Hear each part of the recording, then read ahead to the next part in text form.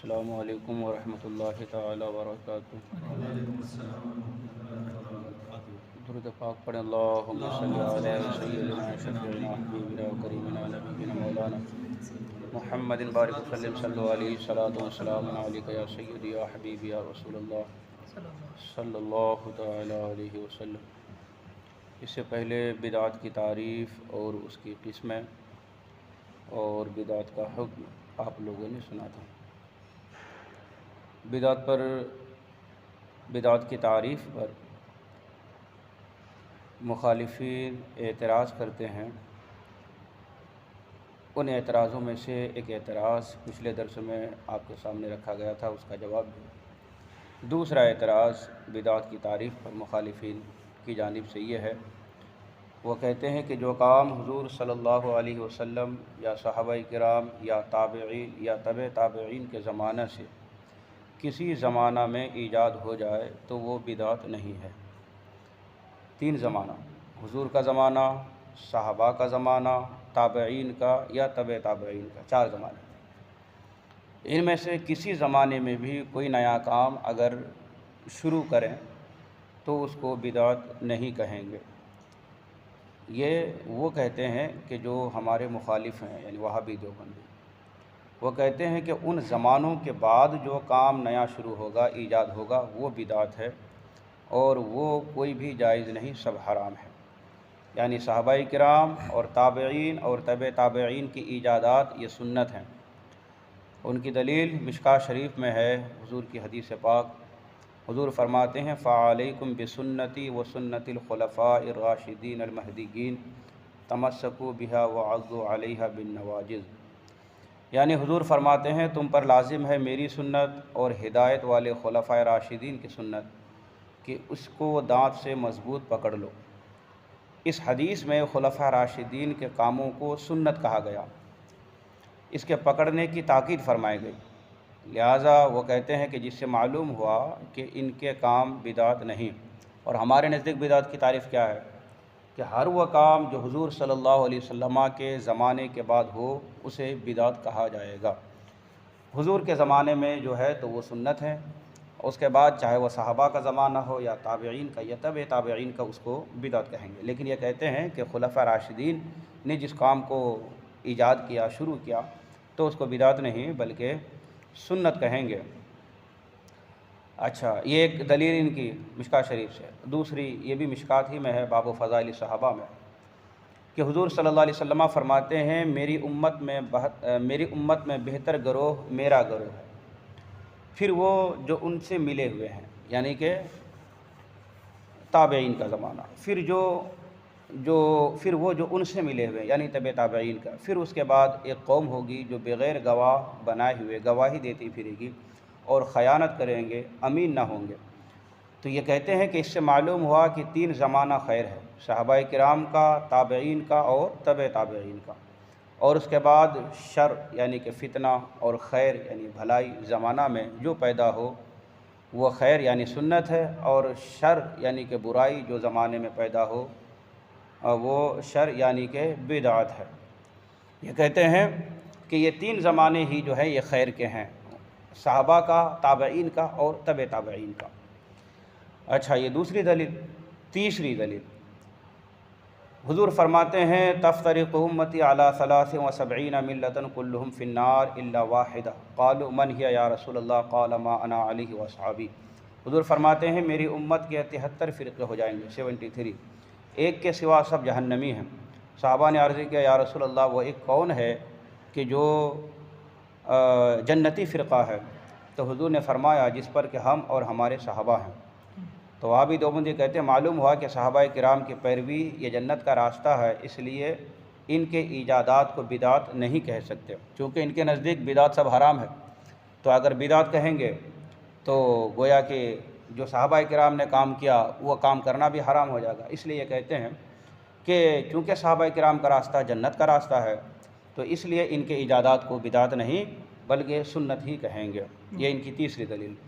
چوتھی دلیل یہ بھی حضور کی حدیث ہی ہے، حضور فرماتے ہیں اصحابی کالنجوم فبأیہم اقتدیتم اہتدیتم، یعنی میرے صحابی تاروں کی طرح ہے، تم جس کے پیچھے چلو ہدایت پالو گے۔ یہ کہتے ہیں اس سے بھی یہی معلوم ہوا کہ صحابہ کرام کی پیروی یعنی ان کو فالو کرنا، ان کے پیچھے چلنا، ان کے طریقے پر عمل کرنا یہ باعث نجات ہے، لہٰذا ان کے ایجاد کردہ کام بدعت نہیں، انہوں نے جو بھی نیا کام شروع کیا وہ بدعت نہیں، کیونکہ بدعت تو گمراہ کن ہوتا ہے۔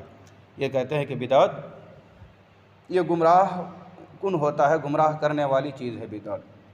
یہ 4 دلیلیں دی کس بات پر کہ وہ کام جو صحابہ نے شروع کیا یا تابعین نے یا تبع تابعین نے اس کو بدعت نہیں کہیں گے بلکہ وہ سنت ہی ہے۔ اب جواب، یہ سوال بھی محض دھوکہ ہے، اس لیے کہ پیچھے مرقات اور ارشاد اللمعات کے حوالے سے ثابت کیا ہے کہ بدعت وہ کام ہے جو حضور علیہ الصلاۃ والسلام کے بعد پیدا ہو، اس میں صحابہ کرام اور تابعین کا ذکر نہیں ہے نا، اس لیے کہ مشکات باب قیام شہر رمضان میں ہے کہ حضرت عمر رضی اللہ تعالی عنہ نے اپنے زمانہ خلافت میں تراویح کے باقاعدہ جماعت کرنے کا حکم دیا، اور تراویح کی جماعت کو دیکھ کر حضرت عمر فاروق نے خود فرمایا نعمت البدعۃ ھذہ، یہ بات پیچھے گزری تھی پچھلے درس میں، حضرت عمر فاروق خود اس کام کو بدعت کہہ رہے ہیں، یعنی کہ تراویح کی جماعت جیسے آج ہو رہی ہے یہ حضور کے زمانے میں اس طرح سے نہیں ہوتی تھی، یہ شروع کب ہوا؟ حضرت فاروق اعظم کے زمانے میں۔ یہ وہابی دیوبندی کیا کہتے ہیں کہ جو کام صحابہ کے زمانے میں بھی ہو تو اس کو بدعت نہیں کہیں گے، حالانکہ حضرت فاروق اعظم خود صحابی یہ خود اس کام کو بدعت کہہ رہے ہیں، اور کیا فرما رہے ہیں؟ یہ تو بڑی اچھی بدعت ہے، خود حضرت عمر رضی اللہ تعالی عنہ نے اپنے مبارک کام کو بدعت حسنہ فرمایا۔ تیسرے اس لیے کہ پہلے باب میں مرقات کے حوالے سے گزر چکا ہے کہ تراویح کی جماعت یہ بدعت مستحبہ یعنی کہ یہ اچھی بدعت ہے، تراویح سنت اور اس کی باقاعدہ پابندی سے جماعت یہ بدعت حسنہ۔ انہوں نے حضرت عمر فاروق رضی اللہ تعالی عنہ کے فعل کو بدعت میں داخل کیا۔ چوتھا اس لیے کہ بخاری شریف جلد 2 کتاب فضائل القرآن میں حضرت صدیق اکبر رضی اللہ تعالیٰ عنہ نے حضرت زید بن ثابت رضی اللہ تعالیٰ عنہما کو قرآن پاک جمع کرنے کا حکم دیا، تو انہوں نے عرض کیا یعنی حضرت زید ابن ثابت نے کہ کیف تفعلون شیئا لم یفعلہ رسول اللہ صلی اللہ علیہ وسلم، کہ آپ وہ کام کیسے کر سکتے ہیں کہ جس کام کو حضور صلی اللہ علیہ وسلم نے نہیں کیا، یعنی قرآن شریف جس طرح سے آج ہے یہ تو مصحف عثمانی کہا جاتا ہے، حضرت عثمان غنی رضی اللہ تعالیٰ عنہ کا جمع کیا ہوا، لیکن حضرت عثمان غنی سے پہلے بھی حضرت ابوبکر صدیق رضی اللہ تعالیٰ عنہ نے بھی قرآن پاک کو جمع کیا تھا، اور حضور کے زمانے میں قرآن پاک اس طرح سے نہیں تھا، کسی کے پاس کچھ صورتیں، کسی کے پاس کچھ آیتیں الگ الگ جگہوں میں تھی، قرآن شریف جیسے آج ہے کتابی شکل میں ویسا نہیں تھا، یہ کام حضور کے ظاہری حیات میں نہیں ہو پایا تھا۔ حضرت ابوبکر صدیق رضی اللہ تعالی عنہ نے اس کام کو شروع کرنے کے لیے حضرت زید ابن ثابت کو کہا، تو ان کے ذہن میں آیا کہ وہ کام آپ کیسے کر سکتے ہیں کہ جس کام کو حضور نے ہی نہیں کیا، تو حضرت ابوبکر نے فرمایا قال ہوا خیر، کہ وہ اچھا کام ہے نا، اور فرمایا کہ قرآن کا جمع کرنا یہ بدعت ہے۔ یہ کس نے کہا؟ حضرت ابوبکر صدیق رضی اللہ تعالی عنہ نے۔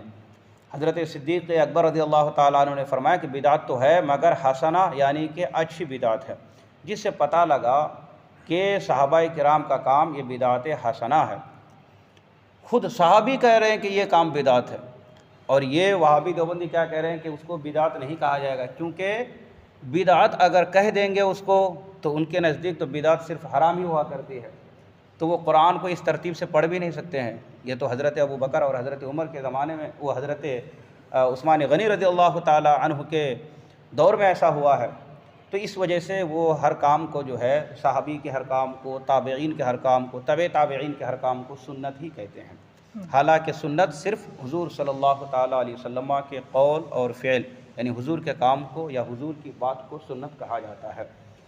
باقی خلفاء راشدین ہو یا تابعین ہو یا تبع تابعین ہو، انہوں نے اگر کسی کام کو ایجاد کیا ہے، شروع کیا ہے کوئی بھی نیا کام دین میں، تو اس کو بدعت حسنہ یا بدعت مستحبہ کہا جاتا ہے۔ اب ان لوگوں نے جو دلیلیں دی ہے، جو حدیثیں پیش کی ہے، اس کا جواب۔ پہلی دلیل کیا تھی؟ فعلیکم بسنتی و سنت الخلفاء راشدین، یعنی کہ حضور نے فرمایا کہ تم پر ضروری ہے میری سنت اور خلفاء راشدین کی سنت، تو خلفاء راشدین کے اقوال یعنی ان کی بات اور افعال اور ان کے کام، اس کو لغوی معنی سے سنت فرمایا گیا، یعنی اے مسلمانوں تم میرے اور میرے خلفاء کے طریقوں کو اختیار کرو۔ سنت کا معنی کیا ہوتا ہے؟ طریقہ، یہ سنت کا معنی ہوتا ہے۔ جیسے کہ پہلے بھی ایک حدیث پاک گزری تھی، حضور فرماتے ہیں من سن فی الاسلام سنتاً حسنتاً فلہ اجرھا واجر من عمل بھا، کہ جس کسی نے بھی اسلام میں کوئی اچھا طریقہ شروع کیا، رائج کیا، من سن فی الاسلام سنتاً حسنۃ فلہ اجرھا، تو اس کے لیے اجر ہے، اور جو اس طریقے پر عمل کرے گا تو اس کے عمل کرنے کی وجہ سے جس نے شروع کیا تھا اسے بھی اجر دیا جائے گا۔ تو سنہ کا معنی کیا ہوا؟ سنت ہی سنہ کا معنی خالی نہیں ہوتا ہے، بلکہ اس کا معنی طریقہ ہوتا ہے نا۔ اور یہ حدیث میں سنت بمعنی طریقہ ہے، قرآن شریف میں ہے سنت ما قد ارسلنا قبلک من رسلنا ولا تجد لسنتنا تحویلا، یہاں پر بھی سنت کا معنی طریقہ ہے۔ اسی طرح اللہ ایک دوسرے مقام پہ فرماتا ہے سنت اللہ التی قد خلت من قبل، یہاں بھی سنت کا معنی طریقہ ہے۔ آیات اور احادیث میں سنت سے مراد سنت شرعیہ، یہ بدعت کے مقابلے میں نہیں بلکہ طریقت کے معنی میں، طریقہ کے معنی میں ہے۔ سنت الہیہ کا مطلب اللہ کا طریقہ، اور سنت انبیاء کا مطلب نبیوں کا طریقہ وغیرہ۔ تو سنت کا معنی طریقہ ہے، یہ جو سمجھتے ہیں کہ سنت کا معنی وہ حضور صلی اللہ علیہ وسلم والی سنت، تو وہ غلط ہے۔ اسی حدیث فعلیکم بسنتی کے تحت اشعۃ اللمعات میں ہے کہ خلفاء راشدین کی سنت حقیقتاً سنت نبوی ہے، کہ حضور علیہ الصلاۃ والسلام کے زمانہ میں مشہور نہیں ہوئی، ان حضرات کے زمانہ میں مشہور ہو گئی، یعنی صحابہ کے زمانے میں، اور ان کی طرف اس کی نسبت کر دی گئی اور کہا گیا کہ یہ صحابی کی سنت ہے، حالانکہ وہ حقیقت میں حضور ہی کی سنت تھی، لیکن اس زمانے میں اتنی مشہور، اتنی فیمس نہیں ہو پائی۔ اس سے معلوم ہوا کہ سنت خلفاء اس کو کہتے ہیں کہ جو اصل میں تو سنت رسول اللہ صلی اللہ علیہ وسلم ہو، مگر اس کو مسلمانوں میں رائج کرنے والے خلفاء راشدین ہو، تو اس کو سنت کہا جاتا ہے۔ پانچویں اس لیے کہ محدثین اور فقہا فرماتے ہیں کہ خلفاء راشدین کے حکم سنت سے ملحق ہیں، یعنی سنت سے ملے ہوئے ہیں، یعنی سنت تو نہیں ہے لیکن سنت سے ملے ہوئے ہیں، سنت سے الحاق کیے ہوئے ہیں، اس سے ملے ہوئے ہیں۔ اب اگر ان حضرات کی ایجاد فرمودہ کام سنت ہی ہوتے، یعنی انہوں نے جن کام کو شروع کیا وہ اگر سنت ہی ہوتا، تو پھر علماء فقہا الحاق کیوں کہتے کہ ملے ہوئے ہیں؟ وہ ڈائریکٹ سنت کہہ دیتے، لیکن ایسا نہیں کہتے ہیں۔ نور الانوار ایک کتاب ہے اصول فقہ میں، یہ ہر مدرسے میں پڑھائی جاتی ہے، اس میں ہے نور الانوار کے شروع میں کہ قول الصحابی فیما یعقل ملحق بالقیاس و فیما لا یعقل فملحق بالسنہ، یعنی صحابی کا کوئی فرمان، صحابی کی کوئی بات اگر عقلی باتوں میں ہے تو قیاس سے وہ ملی ہوئی بات ہے، قیاس سے ملحق ہے، اور اگر غیر عقلی باتوں میں ہے صحابی کی وہ بات تو وہ سنت سے ملحق ہے، یعنی سنت سے ملی ہوئی ہے۔ اگر صحابی کا ہر قول یعنی ان کی ہر بات اور ہر فعل یعنی ان کا ہر کام سنت ہے، تو قیاس اور سنت سے الحاق یعنی ملے ہوئے کا پھر کیا معنی ہوگا؟ جبکہ علماء فرماتے ہیں کہ یہ قیاس اور سنت سے ملے ہوئے ہوتے ہیں ان کی باتیں، ہے نا۔ اچھا، دوسرا انہوں نے جو کہا، جو حدیث پیش کی، حضور کا فرمان ہے کہ سب سے بہتر امت میں جو زمانہ ہے وہ یہ والا زمانہ، پھر اس سے ملا ہوا زمانہ، پھر اس سے ملا ہوا زمانہ، یہ خیر امت قرنی۔ اس سے تو معلوم ہوا کہ ان تینوں زمانوں تک خیر زیادہ ہوگی اور ان کے بعد خیر کم شر زیادہ۔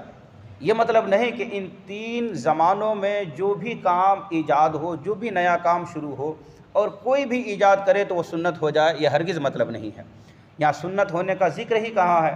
یہاں حضور نے کہیں نہیں فرمایا کہ یہ سنت ہے، ورنہ مذہب جبریہ اور قدریہ، یہ جو باطل مذہب ہے، یہ تابعین کے زمانے میں ہوئے، تو اگر ان کے کہنے کے مطابق کہ جو کام صحابہ، تابعین یا تبع تابعین کے زمانے میں شروع ہوا وہ کام اچھا ہی ہے اور سنت ہی ہے، تو ماننا پڑے گا کہ جبریہ مذہب اور قدریہ مذہب یہ بھی درست ہو جائے، کیونکہ یہ تو ان کے زمانے میں ہوا، تابعین کے زمانے میں، حالانکہ یہ مذہب باطل ہے، یہ گمراہ ہے، یہ راہ راست سے بھٹکے ہوئے ہیں، جہنم میں جانے والے ہیں یہ لوگ، اور یہ عقیدہ جو ہے وہابی دیوبندی بھی رکھتے ہیں ان کے بارے میں۔ تو پھر ماننا پڑے گا کہ صحابہ، تابعین اور تبع تابعین کا جو بھی شروع کیا ہوا کام ہو یا ان کے زمانے میں جو بھی شروع ہوا ہو تو اس کو سنت نہیں کہا جائے گا۔ اگر اچھا ہے، اچھا نیا کام ہے، مسلمانوں کے لیے بھلائی ہے، شریعت کے مخالف نہیں ہے، تو بدعت حسنہ ہوگی، اور اگر خراب ہے، سنت کے مخالف ہے، سنت کو مٹانے والی ہے، تو وہ بدعت مکروہہ ہوگی، سیئہ ہوگی یا محرمہ ہوگی، ہے نا۔ تو یہ جب ہماری تعریف وہ مانیں گے، ایکسیپٹ کریں گے، جبھی جو ہے یہ مذہب باطل ہو سکتا ہے اور عقیدہ درست ہو سکتا ہے، ورنہ ان کی اگر اپنی تعریف کو لیا جائے تو وہ خود جو ہے اپنی تعریف کے اعتبار سے پھنس جائیں گے۔ اسی طرح حضرت امام حسین رضی اللہ تعالیٰ عنہ کب شہید ہوئے؟ صحابی کے زمانے میں، حضور تو تھے نہیں، صحابی کے زمانے میں۔ قتل کرنے والا یزید یا اس کے حکم سے جس نے قتل کیا۔ تو اگر مان لیا جائے کہ صحابہ کے زمانے میں جو بھی کام ہوا وہ سنت ہو، تو معاذ اللہ ماننا پڑے گا کہ حضرت امام حسین کو قتل کرنا یہ سنت تھا، ہے نا، ماننا پڑے گا نا، چونکہ ان کے زمانے میں ایسا ہوا، صحابہ کے زمانے میں۔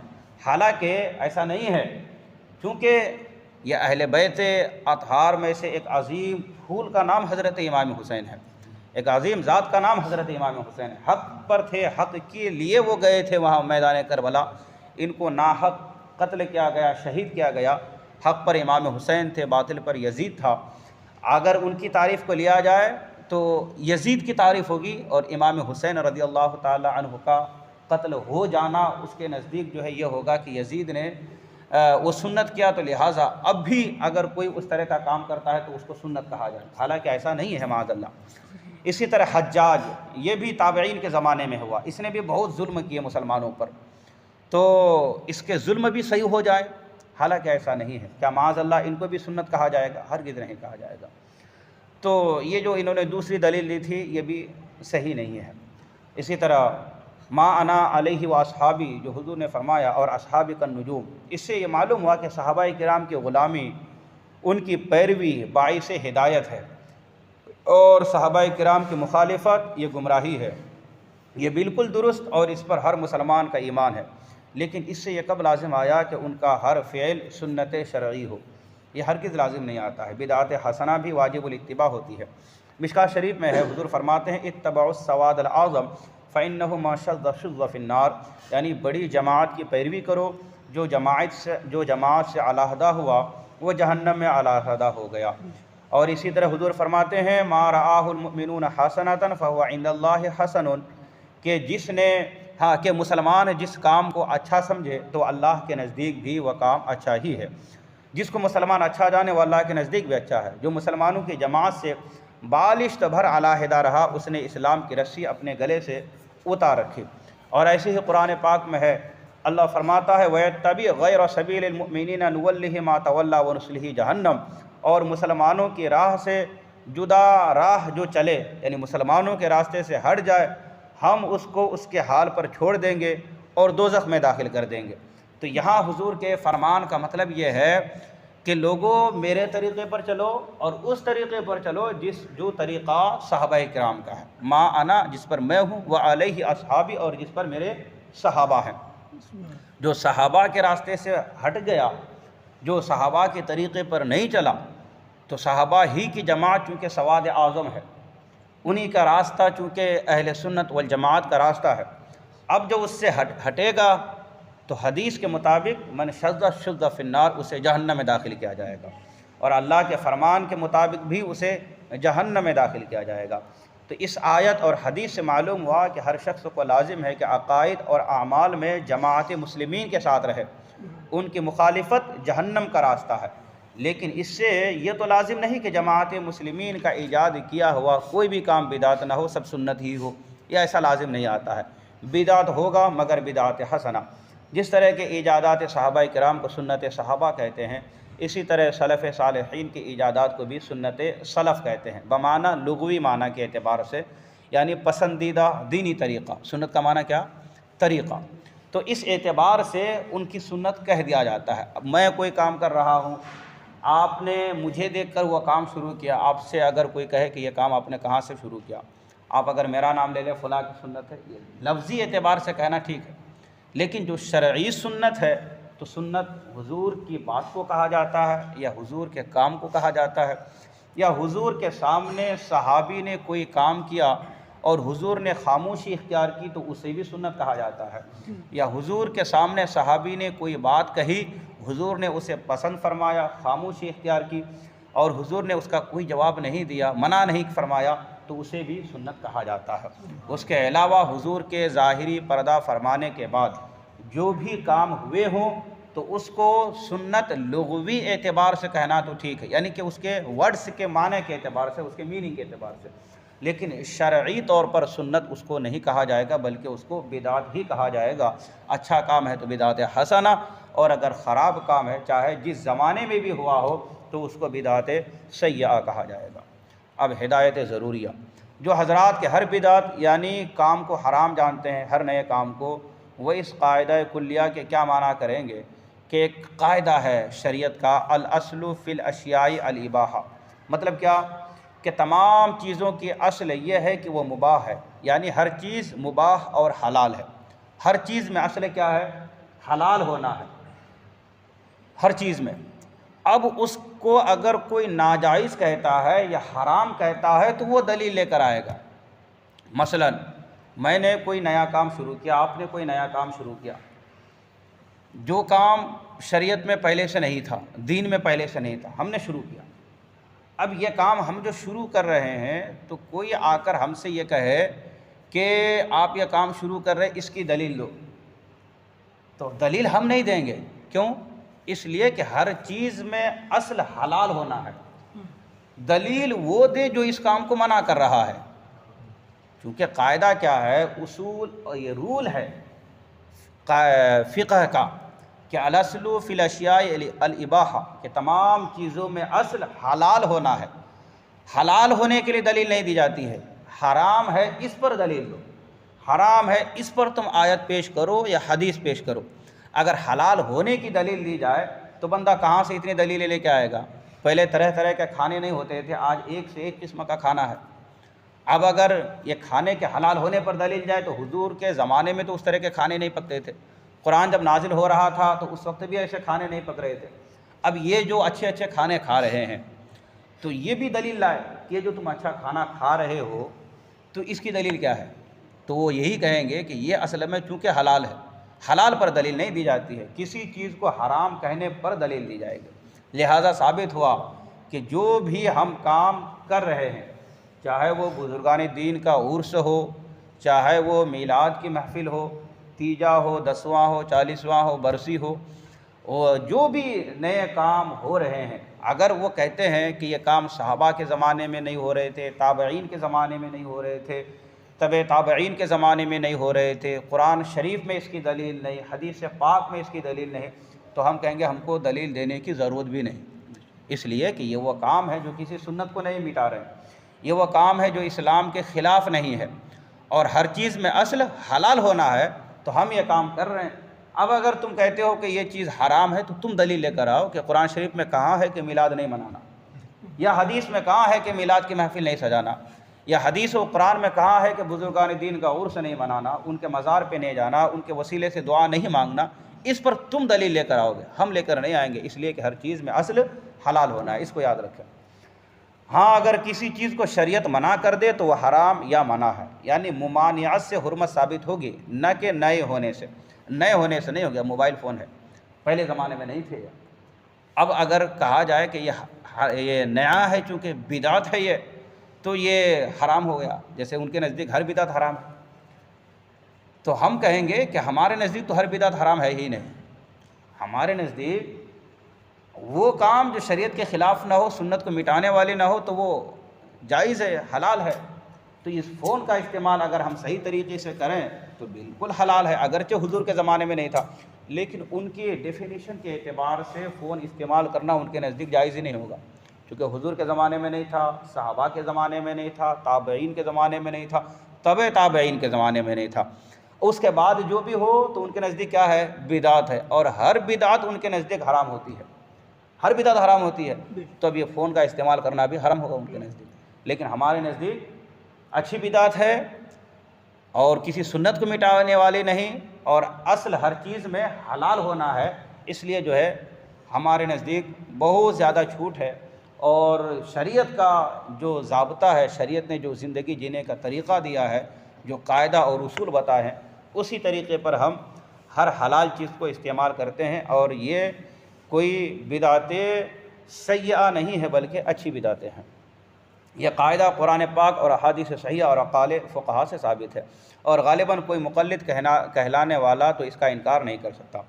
قرآن شریف میں ہے، اللہ فرماتا ہے یا ایھا الذین آمنوا لا تسألوا عن اشیاء ان تبد لکم تسؤکم وان تسألوا عنہا حین ینزل القرآن تبد لکم عفا اللہ عنہا، یعنی اے ایمان والو ایسی باتیں نہ پوچھو کہ جو تم پر ظاہر کی جائے تو تم کو بری لگے، اور اگر ان کو اس وقت پوچھو گے کہ قرآن اتر رہا ہے تو ظاہر کر دی جائیں گی، اللہ ان کو معاف کر چکا۔ مطلب کیا کہ جس چیز کے بارے میں شریعت نے خاموشی اختیار کی، اللہ کے قرآن میں اس کا ذکر نہیں، شریعت میں اس کا ذکر نہیں، تو تم اپنے سے حضور کے پاس جا کر پوچھ کر جو ہے اپنے اوپر بوجھ نہ ڈالو، ہے نا۔ شریعت تمہیں اجازت دے رہی ہے، چھوٹ دے رہی ہے، تو اسی کے مطابق تم زندگی گزارو۔ اب یہ نہیں کہ ہر ایک چیز کے بارے میں جا کر حضور سے پوچھنا۔ تو اس وقت چونکہ قرآن اتر رہا تھا، اللہ خود ہی فرماتا قرآن اتر رہا ہے، ابھی تم قرید کر ایک ایک بات کے بارے میں پوچھو کہ حکم نازل ہو جائے گا تو مصیبت تمہارے لیے کھڑی ہو جائے گی۔ حج کے موقع پر حضور صلی اللہ علیہ وسلم نے فرمایا تھا کہ اے لوگو تم حج کرو، اللہ کا حکم ہے کہ حج ادا کرو۔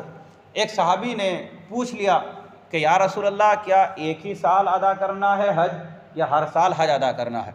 حضور صلی اللہ علیہ وسلم خاموشی اختیار فرمائے، اور بعد میں حضور نے یہی آیت پڑھی اور فرمایا کہ اگر میں ہاں کہہ دیتا، جب تم نے کہا تھا کہ کیا ہر سال حج ادا کرنا ہے، اگر میں ہاں کہہ دیتا تو ہر سال تم پر حج فرض ہو جاتا۔ لیکن حضور کی خاموشی میں بھی رہنا چاہیے، حضور خاموش رہے تو دیکھو ایک بار حج فرض ہے زندگی میں، جب بھی بہت سے لوگ حج فرض ہونے کے باوجود حج ادا نہیں کرتے ہیں، تو اگر ہر سال حج ادا کرنا فرض ہو جاتا تو سوچو کتنے گناہ گار ہوتے لوگ۔ تو حضور نے خاموشی اختیار فرمائی تو ایک ہی بار حج کرنا فرض ہوا۔ اگر حضور صرف ہاں کہہ دیتے، صرف اتنا لفظ زبان سے نکل جاتا تو ہر سال حج کرنا فرض ہو جاتا۔ لہٰذا جس چیز کا شریعت میں کوئی ذکر نہیں ہے، نہ قرآن شریف میں نہ حدیث پاک میں، تو اس چیز میں قریدنا نہیں چاہیے، اس چیز کے بارے میں پوچھنا نہیں چاہیے۔ شریعت چھوٹ دے رہی تو تم اس کو استعمال کرو۔ اب حلال چیزیں دیکھیں کتنی چیزیں ہیں، کھانے پینے میں لے لو، پہننے اوڑھنے میں لے لو، استعمال کرنے میں لے لو۔ اب ہر ایک چیز کے بارے میں اگر ایک ایک کر کے آئے کہ یہ حلال یہ حلال یہ حلال، تو بتائے پھر کیسے معاملہ ہوتا۔ اب نئی چیزیں ہیں، نئی ایجادات ہے، ترقی کا زمانہ ہے، ایک سے ایک چیزیں آ رہی ہے، تو اب حضور کی حدیثیں تو حضور کی ظاہری حیات تک، اب اس کے بعد تو کوئی نہ ہم تک قرآن پہنچانے والا ہے، وہ تو قرآن حضور پر نازل ہو رہا تھا، حضور صلی اللہ علیہ وسلم پر قرآن مکمل نازل ہو گیا۔ اللہ نے اعلان فرما دیا الیوم اکملت لکم دینکم واتممت علیکم، کہ دین مکمل ہو گیا، واتممت علیکم نعمتی، میری نعمتیں بھی تام ہو گئی۔ اب اس کے بعد بھی اگر ہر حلال چیز کے لیے دلیل ہو تو انسان کو زندگی گزارنا مشکل ہو جاتا ہے انسان کے لیے، کہ کوئی چیز آئی تو اب ہم اس کو استعمال کر سکتے نہیں کر سکتے، اس کا ذکر کیونکہ حدیث میں نہیں، قرآن میں نہیں، تو اب کیا کرنا پڑتا کہ اس کو استعمال کرنا چھوڑ دو۔ تو حلال ہونے کے لیے کسی دلیل کی ضرورت نہیں پڑتی ہے، حرام ہونے کے لیے دلیل کی ضرورت پڑتی ہے۔ اسی طرح سے اسی لیے قرآن کریم نے حرام عورتوں کا ذکر فرمایا، یعنی نکاح کے بارے میں۔ اللہ فرماتا ہے حرمت علیکم امہاتکم و بناتکم و اخواتکم و عماتکم و خالاتکم و بنات الاخ و بنات الاخت و امہاتکم اللاتی ارضعنکم و اخواتکم من الرضاعۃ و امہات نسائکم۔ یہ مکمل ایک آیت ہے چوتھے پارے کے لاسٹ میں، جہاں پہ اللہ تبارک و تعالیٰ نے فرمایا کہ تم پر حرام ہے تمہاری مائیں، تمہاری بہنیں، تمہاری بیٹیاں، تمہاری خالہ، تمہاری پھوپھی، اور اس طرح کے دوسرے جو رشتہ داروں میں جن سے نکاح کرنا حرام ہے۔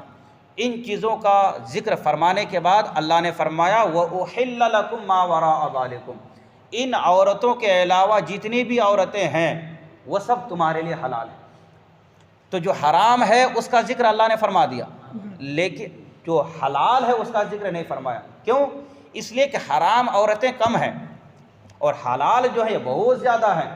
اب اس میں اگر آئے قرآن شریف میں کہ اننت پور کی فلاں عورت یہ حلال ہے، اننت پور کی فلاں عورت یہ حلال ہے، بنگلور کی فلاں عورت یہ حلال ہے، تو قرآن شریف تو خالی عورتوں سے بھر جائے، اسی کے ذکر سے بھر جائے، چونکہ حلال کی تو کوئی گنتی نہیں ہے، یہ انلمیٹڈ ہے، تو اس وجہ سے حراموں کو ذکر کر دیا گیا۔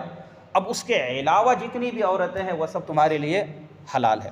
تو حلال کے لیے کوئی دلیل نہیں ہوتی ہے، حرام ہونے کے لیے دلیل کی ضرورت پڑتی ہے۔ اسی طرح اللہ نے فرمایا وَقَدْ فَصَّلَ لَكُم مَّا حَرَّمَ عَلَيْكُمْ، کہ جو چیزیں تم پر حرام ہے اس کو تفصیل سے تمہارے لیے بیان کر دی گئی ہیں، وہ چیزیں جو کہ تم پر حرام ہیں، یعنی حلال چیزوں کی تفصیل کی ضرورت نہیں، تمام چیزیں ہی حلال ہیں۔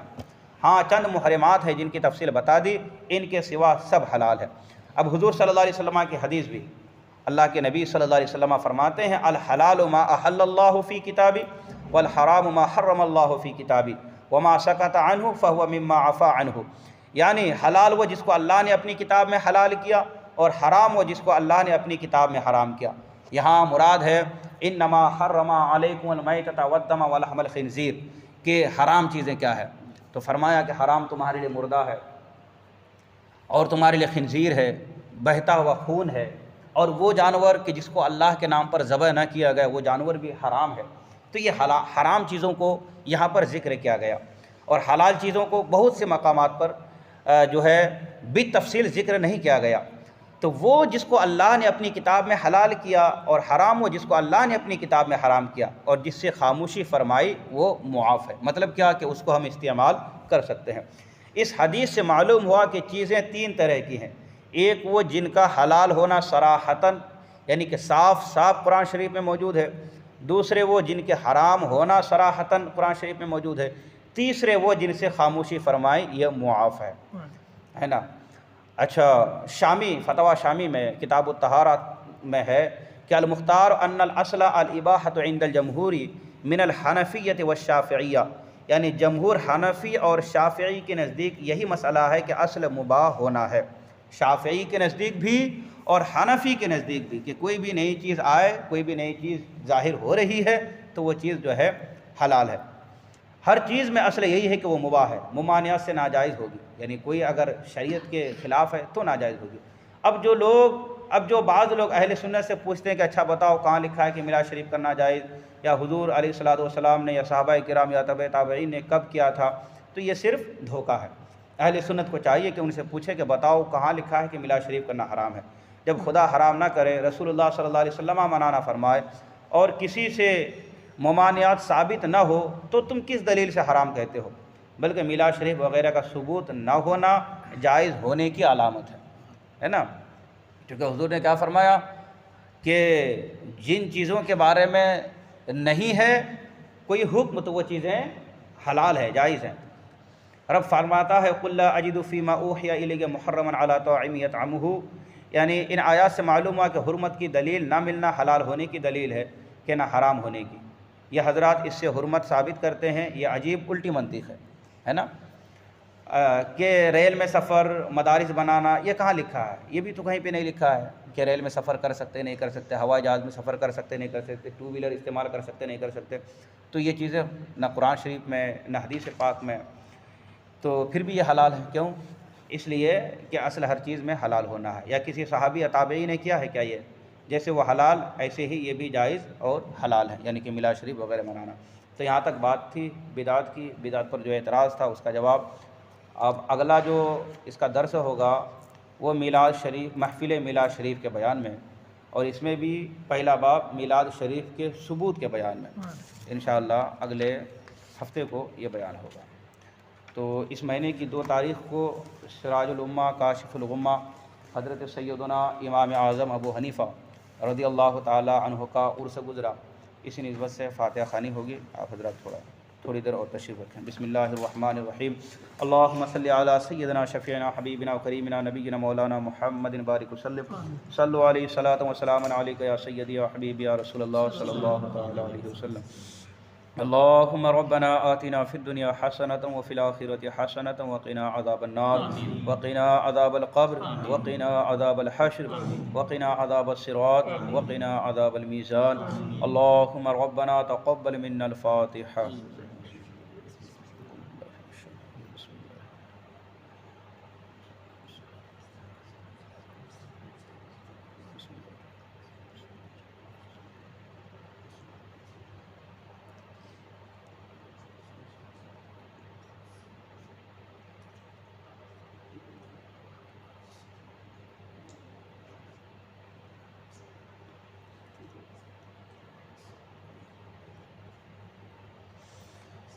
الہ العالمین، خالق کائنات، مالک بے نیاز، پاک پروردگار عالم، نماز عشاء سے لے کر اب تک جو بھی وعظ و نصیحتیں ہوئی، جو بھی بیان ہوئے، جو بھی عقائد کے بارے میں معلومات حاصل کی ہم لوگوں نے، مولا تعالیٰ اس کے علاوہ فاتحہ خوانی ہوئی، شیرنی وغیرہ جو بھی حاصل، ان تمام چیزوں کو اپنی بارگاہ کرم میں قبولیت کا درجہ عطا فرما۔ یا الہ العالمین، ہماری جو حاضری ہوئی مولا تعالیٰ ہماری حاضری کو بھی قبول فرما۔ یا الہ العالمین، ان تمام چیزوں پر بے حساب اجر و ثواب عطا فرما۔ سب کا ثواب سب سے پہلے حضور صلی اللہ علیہ وسلم کی مقدس بارگاہ میں پیش قبول فرما۔ حضور کے صدقے اور توسل سے تمام صحابہ، تمام تابعین، تمام تبع تابعین، خلفاء راشدین، ائمہ مجتہدین کے بارگاہ میں پیش قبول فرما۔ بالخصوص مولا تعالیٰ تمام اہل بیت اطہار کی بارگاہ میں پیش قبول فرما۔ یا الہ العالمین، تمام اولیاء کرام، بزرگان دین، مشائخین کرام، محدث نظام، مفسرین کرام، تمام ابدال، اقطاب، اغیاث، ادبا، نجبا کی بارگاہ میں پیش قبول فرما۔ یا الہ العالمین، خصوصیت کے ساتھ امام الائمہ، کاشف الغمہ، سراج الامہ، حضرت سیدنا امام اعظم ابو حنیفہ رضی اللہ تعالی عنہ کی بارگاہ میں پیش قبول فرما۔ حضرت سیدنا امام اعظم ابو حنیفہ رضی اللہ تعالی عنہ کے درجات کو بلند سے بلند تر فرما۔ یا الہ العالمین، ان کے مزار مبارک پر اپنی کروڑوں رحمت نازل فرما۔ یا الہ العالمین، حضرت سیدنا امام اعظم ابو حنیفہ رضی اللہ تعالی عنہ کے والدین کریمین، آپ کے تمام اساتذہ، تلامذہ، خلفاء کے بارگاہ میں پیش قبول فرما۔ حضور سیدنا امام اعظم ابو حنیفہ رضی اللہ تعالی عنہ کے تمام محبین، مریدین، معتقدین، متوسلین کے بارگاہ میں پیش قبول فرما۔ امام شافعی، امام مالک، امام احمد ابن حنبل رضوان اللہ تعالی علیہم اجمعین کی بارگاہ میں پیش مولا قبول فرما۔ سیدنا غوث پاک رضی اللہ تعالی عنہ کی بارگاہ میں پیش قبول فرما۔ حضور خواجہ غریب نواز، حضور خواجہ بند نواز کی بارگاہ میں پیش قبول فرما۔ شہنشاہ دکن حضور سیدنا بابا فخر الدین کے بارگاہ میں پیش قبول فرما۔ حضور شاشا ولی، شکشا ولی، سرمست ولی کی بارگاہ میں پیش قبول فرما۔ حضور علاء الحق پنڈوی، حضور مخدوم اشرف جہانگیر سمنانی رضی اللہ تعالی عنہما کے بارگاہ میں پیش قبول فرما۔